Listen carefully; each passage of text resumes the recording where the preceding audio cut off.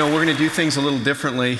I'm not going to show you a presentation. I'm going to talk to you, and at the same time, we're going to look at just images from a photo stream that is pretty close to live of things snapshots from Second Life. So hopefully this will be fascinating. I can compete for your attention with the strange pictures that you see on screen that come from there. I thought I'd talk a little bit about some just big ideas about this, and then get John back out here so we could talk interactively a little bit more and think and ask questions. I guess the first question is, why build a virtual world at all? And I think the answer to that is always going to be at least driven to a certain extent by the people initially crazy enough to start the project. So I can give you a little bit of first background just on me and what moved me as really going back as far as a teenager and then an adult to actually try and build this kind of thing. I was a very creative kid who read a lot and got into electronics first and then later programming computers when I was really young. I was just always trying to make things. I was just obsessed with taking things apart and building things and just anything I could do with my hands or with wood or electronics or metal or anything else. And so, for example, and this is a great Second Life thing, I had a bedroom. Every kid, as a teenager's got his bedroom he retreats to, but I wanted my door, I thought it'd be cool if my door went up rather than opened, like on Star Trek. I thought it'd be neat to do that. And so I got up in the ceiling and I cut through the ceiling joists, much to my parents' delight, and put the door, being pulled up through the ceiling. I put a garage door opener up in the attic that would pull this door up. You can imagine the amount of time that it took me to do this to the house, and the displeasure of my parents. The thing that was always striking to me was that we as people could have so many really amazing ideas about things we'd like to do, but are so often unable in the real world to actually do those things, to actually cobble together the materials and go through the actual execution phase of building something that you imagine from a design perspective. And so for me, I know that when the internet came around and I was doing computer programming and just generally trying to run my own little company and figure out what to do with the internet and with computers, I was just immediately struck by how the ultimate thing that you would really want to do with the internet and with computers would be to use the internet and connected computers to simulate a world, to sort of recreate the laws of physics and the rules of how things went together, the idea of atoms and how to make things, and do that inside a computer so that we could all get in there and make stuff.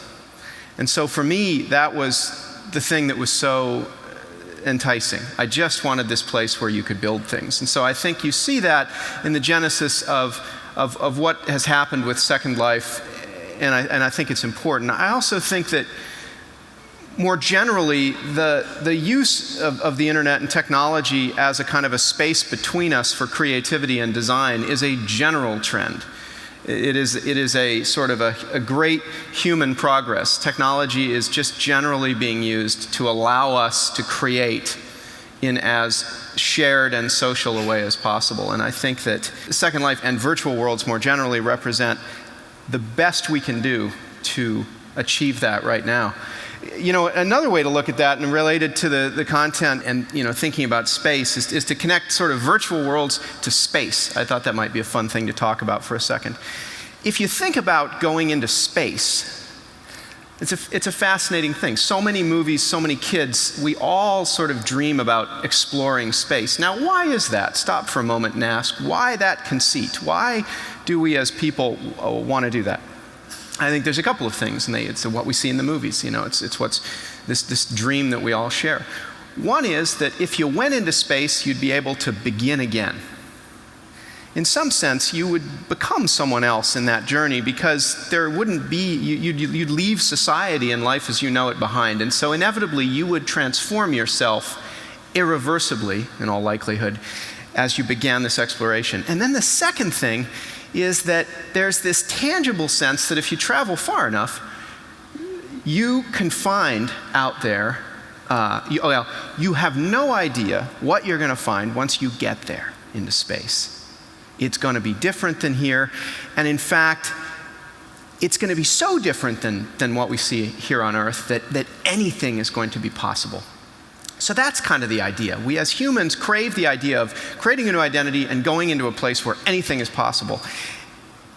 And I think that if you really sit and think about it, virtual worlds and where we're going with more and more computing technology represent essentially the likely, really tactically possible version of space exploration. We are moved by the idea of virtual worlds because, like space, they allow us to reinvent ourselves and they contain anything and everything, and probably anything could happen there. You know, to give you a size idea about scale, comparing space to Second Life, most people don't realize then this is just like the internet in the early 90s. In fact, Second Life virtual worlds are a lot like the internet in the early 90s today. Everybody's very excited.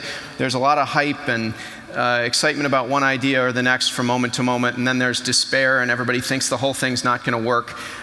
Everything that's happening with Second Life and more broadly with virtual worlds all happened in the early 90s. We always play a game at the office where you can take any article and find the same article where you just replace the word Second Life with Second Life with web and virtual reality with internet. You can find exactly the same articles written about everything that people are observing. To give you an idea of scale, Second Life is about 20,000 CPUs at this point. It's about 20,000 computers connected together in 3 facilities in the United States right now that are simulating this virtual space. And the virtual space itself, there's about 250,000 people a day that are wandering around in there. So the kind of active population is something like a smallish city. The space itself is about 10 times the size of San Francisco, and it's about as densely built out. So it gives you an idea of scale. Now it's expanding very rapidly, about 5% a month or so right now in terms of new servers being added. And so, of course, radically unlike the real world and like the internet, the whole thing is expanding very, very quickly and historically exponentially. So that sort of space exploration thing is matched up here by the amount of content that's in there. And I think that amount is critical. It was critical with the virtual world that it be this space of truly infinite possibility. We're very sensitive to that as humans. You know it when you see it. You know when you could do anything in a space, and you know when you can't. Second Life today is this 20,000 machines, and it's about 100 million or so user-created objects where, an object would be something like this, possibly interactive. Tens of millions of them are thinking all the time. They have code attached to them. So it's a really large world already in terms of the amount of stuff that's there, and that's very important. If anybody plays like World of Warcraft comes on like 4 DVDs. Second Life, by comparison, has about 100 terabytes of user-created data, making it about 25,000 times larger.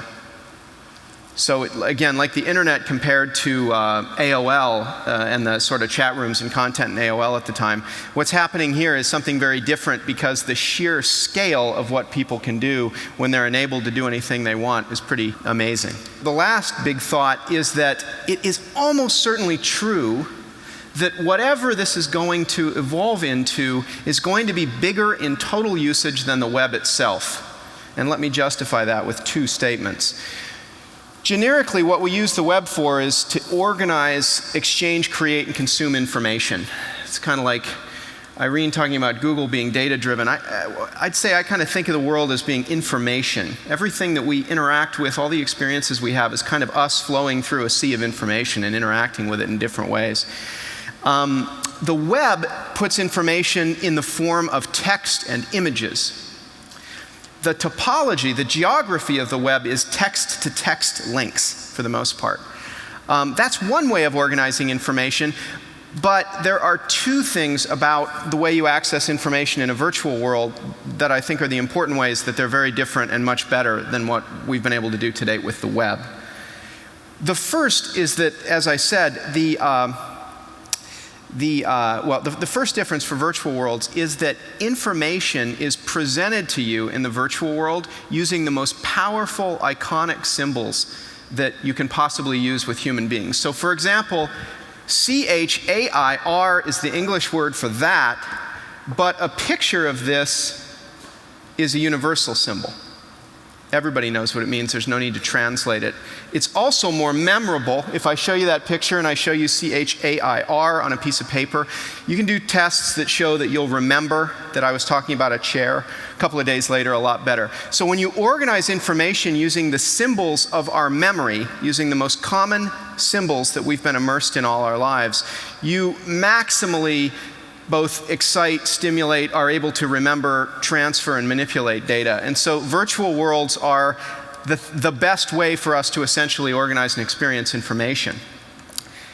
And I think that's something people have talked about for 20 years, you know, that 3D, that lifelike environments are really important in some magical way to us. But the second thing, and I think this one is less obvious, is that the experience of creating, consuming, exploring that information is, in the virtual world, implicitly and inherently social.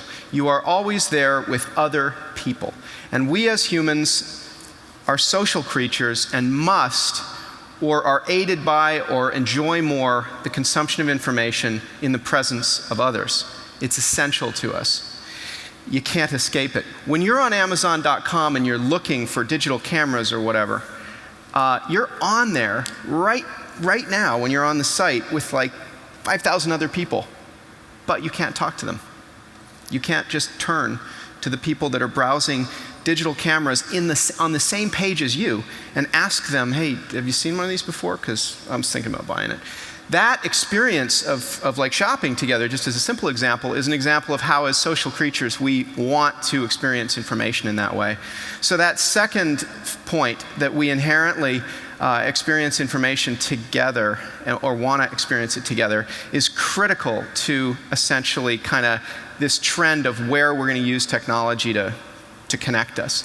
And so I think, again, that it's likely that in the next decade or so, these virtual worlds are going to be the most common way as human beings that we kind of use the electronics of the internet, if you will, to be together, to consume information. You know, mapping in India, that's such a great example. Maybe the solution there involves talking to other people in real time, asking for advice, rather than any possible way that you could just statically organize a map.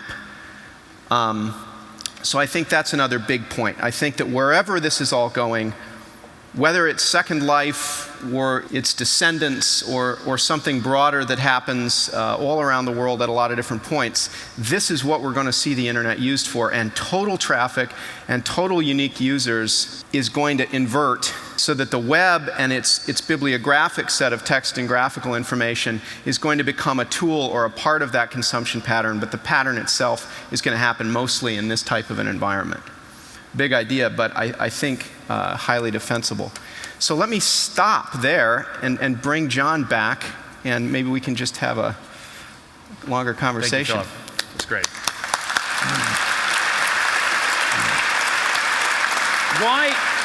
Why is the impulse to create Second Life not a utopian impulse, like, for example, in the 19th century, any number of works of literature that imagined alternative worlds were explicitly utopian? I think that's great. That's such a deep question. Yeah, is a virtual world likely to be a utopia? It would be one way I'd say it.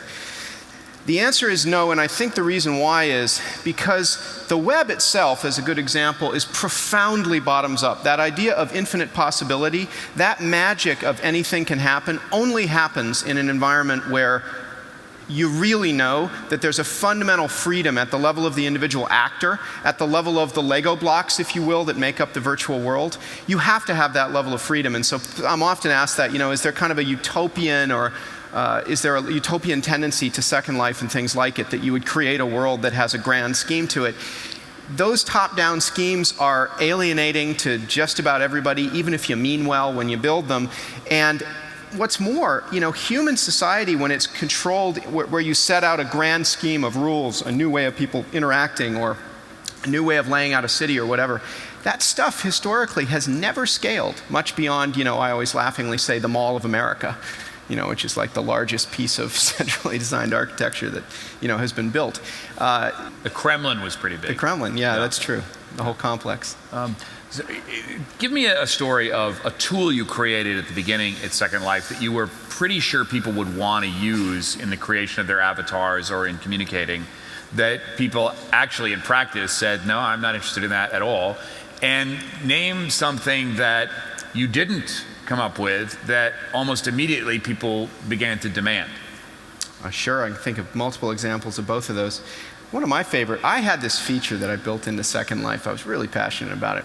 It was an ability to kind of walk up close to somebody and have a more private conversation, but it wasn't instant messaging because you had to sort of befriend somebody. It was just this idea that you could kind of have a private chat. I just remember it was one of those examples of data-driven design. I thought it was such a good idea from my perspective, and it was just absolutely never used, and we ultimately, I think we've now turned it off, if I remember. We finally gave up and took it out of the code. But more generally, one other example I think about this, which is great relative to the utopian idea. Second Life originally had 16 simulators. It now has 20,000. So when it only had 16, it was only about as big as this college campus. And we zoned it. We put a nightclub, we put a disco where you could dance, and then we had a place where you could fight with guns if you wanted to, and we had another place that was like a boardwalk, kind of a Coney Island. And we laid out this zoning, but of course people could build all around it however they wanted to. And what was so amazing right from the start was that the idea that we had put out in the zoning concept, basically, was instantly and thoroughly ignored. And like 2 months into the whole thing, which is really a small amount of time, even in Second Life time, I remember the users, the people that were then using Second Life, the residents, came to me and said, we want to buy the disco, because I had built it. We want to buy that land and raise it and put houses on it. And I sold it to them. I mean, we transferred ownership, and they had a big party and blew up the entire building. And I remember that was just so telling, that you didn't know exactly what was going to happen. When you think about stuff that people have built that's popular, CBGB's has to close eventually. Exactly. I mean, that's the rule. But it closed on day one, basically, right. in internet time. An example of something, pregnancy. You can have a baby in Second Life. This is done entirely using kind of the tools that are built into Second Life. So the innate concept of becoming pregnant and having a baby, of course, Second Life is at the platform level, at the level of the company, at Linden Lab. Second Life has no game properties to it whatsoever. There is no attempt to structure the experience to make it utopian in that sense that we put into it. So of course we never would have put a mechanism for having babies, or like taking two avatars and merging them or something. But people built the ability to have babies and care for babies as a purchasable experience that you could have in Second Life. And so, I mean, that's a pretty fascinating example of what goes on in the overall economy. And of course, the existence of an economy is another. I didn't talk about it, but it's a critical feature. When people are given the opportunity to create in the world, there's really two things they want. One is fair ownership of the things they create, and then the second one is, if they feel like it, and they're not going to do it in every case, but in many they are, they want to actually be able to sell that creation as a way of providing for their own livelihood. True on the web, also true in Second Life, and so the existence of an economy is critical. Questions for Philip Rosedale, right here. Well, first an observation, which is that you look like a character. The observation is Philip has been accused of looking like a character or an avatar in Second Life.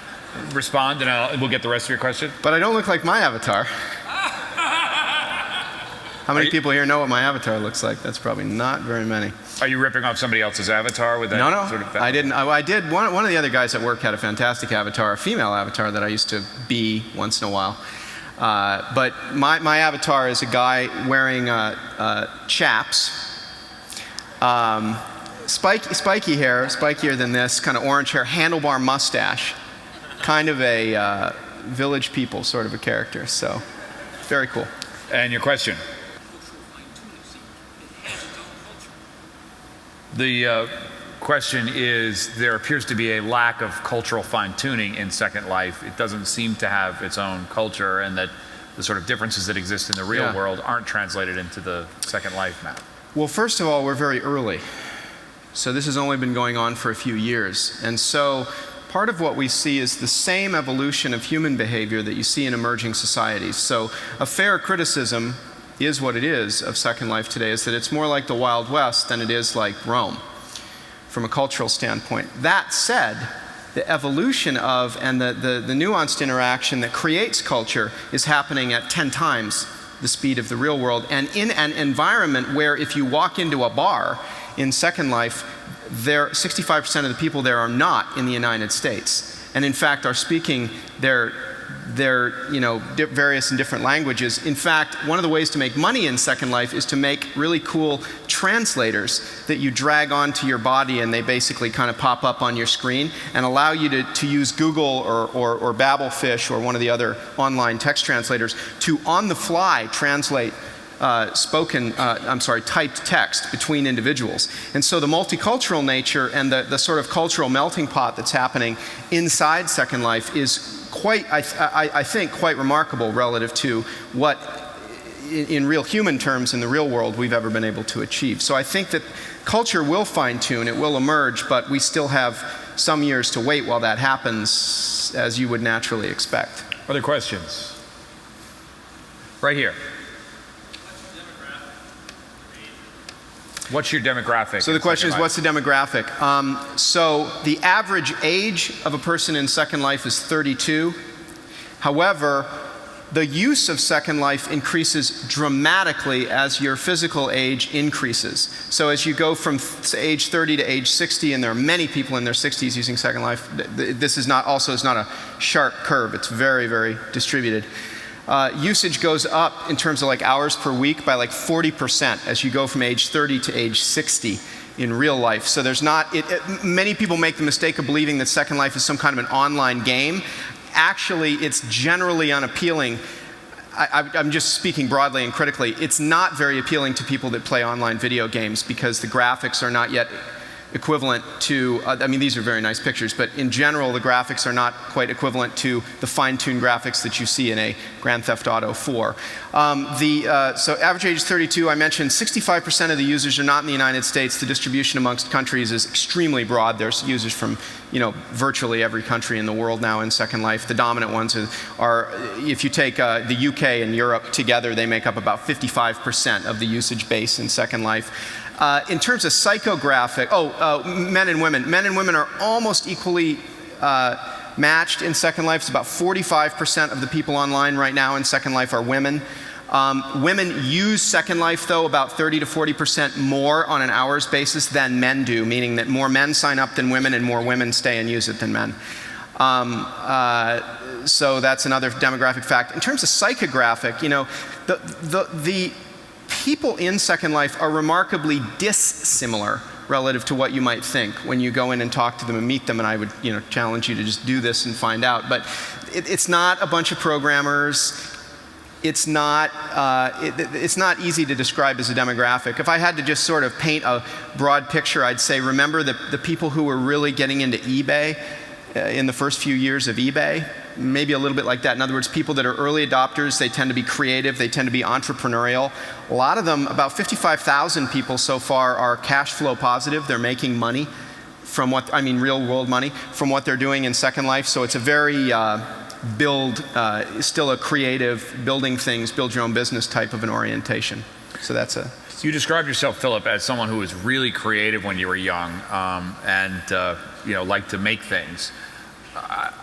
It's not often you hear somebody describe themselves as really creative. I suspect that is possibly a euphemism for C student who spent a lot of time in his room. Is that possible? There were times I was a C student. It's funny, when I got to college, I studied physics in college, and I got really, it was funny because I was definitely a more antisocial kid. I read all the time. I was shy. I don't seem like it now, but I was very shy. Moved around a bunch, had that experience too. So I did kind of, I think, live in my own world, and obviously that helps, engage a real interest in something like this. So you're on your fifth life at this point. So, right, if you count, cities. So, but I did, and I didn't do, I think I didn't do as well in school as I could have. I think you're right. I wasn't like a obsessed, get A's kind of guy. I was going to say I had a great social experience when I went to college that I hadn't had before, a more fraternal experience where I met 6 or 7 other guys who I studied physics with, and I was very competitive with them. So then I started to get A's. But you're right. I wasn't an A student. Last question, right here. You want to paraphrase that? Yeah, so let me restate that. So we're saying that in the pamphlet, there's a statement that we may come to prefer our digital selves to our real ones, our more malleable or manageable digital identities to real identities, and that in fact, much of human life and human experience may move into the digital realm. And then that's kind of a horrifying thought, of course. That's a frightening change, frightening disruption. I guess, and you were asking, what do I think about that? How do I... What's your response to the people who would say that's horrifying? Someone would say to you, I find Right. it disturbing what you're Well, I'd say a couple of things. One is it's disturbing like the internet or electricity was. That is to say, it's a big change, but it isn't avoidable. So no amount of backpedaling or intentional behavior or political behavior is going to keep these technology changes from connecting us together, because the basic motive that people have to be creative and entrepreneurial is going to drive energy into these virtual worlds in the same way that it has with the web. So this change, I believe, is a huge disruptive change. Obviously, I'm the optimist and a big believer in what's going on here, but I think that as even a sober, the most sober, disconnected thinker about this, looking at it from the side, has to conclude, based on the data, that with those kinds of economic forces at play, there is definitely going to be a sea change, and that change is going to be intensely disruptive relative to our concept of our very lives and being, and our identities as well. I don't think we can get away from those changes. I think that generally, we were talking about this, I think that generally, being present in a virtual world and being challenged by it, surviving there, having a good life there, so to speak, is a challenge because of the multiculturality of it, because of the languages, because of the entrepreneurial richness of it, the sort of flea market nature, if you will, of the virtual world today.